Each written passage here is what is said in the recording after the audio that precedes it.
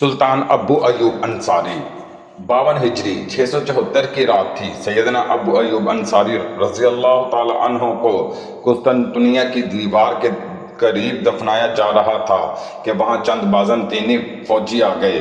مسلمانوں سے دریافت کیا کہ تم لوگ رات کے اس پہر یہاں کیا کر رہے ہو؟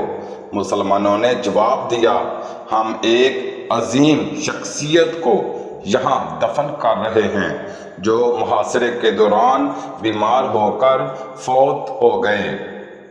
یہ شخص وہ ہیں جن کے گھر اللہ کے رسول صلی اللہ علیہ وآلہ وسلم نے قیام فرمایا تھا۔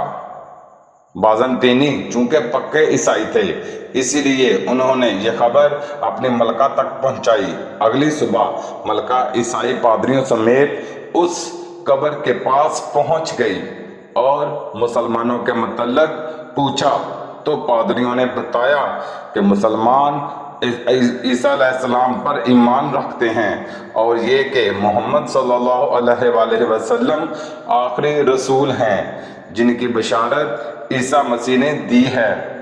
یہ سن کر ملکہ نے دریافت کیا کہ یہ شخص کون ہیں؟ پادریوں نے بتایا کہ سپاہیوں نے بتایا ہے کہ یہ شخص رسول اللہ صلی اللہ علیہ وآلہ وسلم کے ساتھی ہیں اور ان کے ہاں اللہ کے رسول نے قیام کیا تھا۔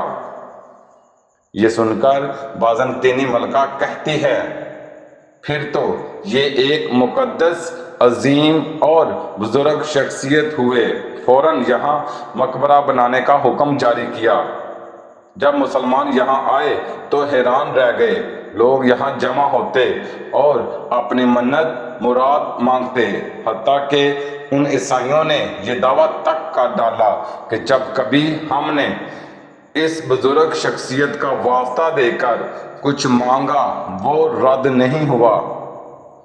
پھر مسلمانوں کا یہاں آنا جانا شروع ہوا، حتیٰ کہ ترک مسلمان جب یہاں آئے تو انہوں نے یہاں آ کر قسم کھائی کہ وہ اس قبر کو اور اس شہر کو اسلامی شہر میں شامل کر کے ہی دم لیں گے۔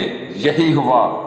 1453 عیسوی میں سلطان محمد ثانی نے جب قسطنطنیہ فتح کیا تو اس کی اگلی رات کو علماء اور بزرگوں کی ایک جماعت سلطان کے ساتھ ابو ایوب انصاری رضی اللہ تعالی عنہ کی قبر کی جانب روانہ ہوئے۔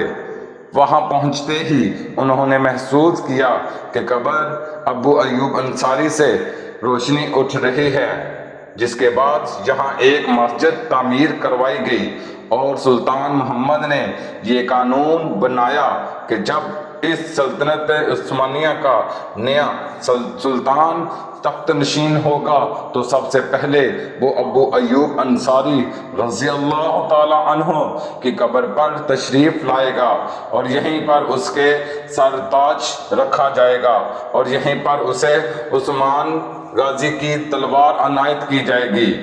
اس کے بعد یہ بھی قانون میں لکھ دیا گیا کہ سیدنا ابو ایوب انصاری رضی اللہ تعالی عنہ کو آج کے بعد سلطان ابو ایوب کہہ کر پکارا جائے گا۔ اگر ویڈیو اچھی لگے تو ہمارے چینل لسانی اسلامک واقعات کو سبسکرائب کر دیں۔ شکریہ۔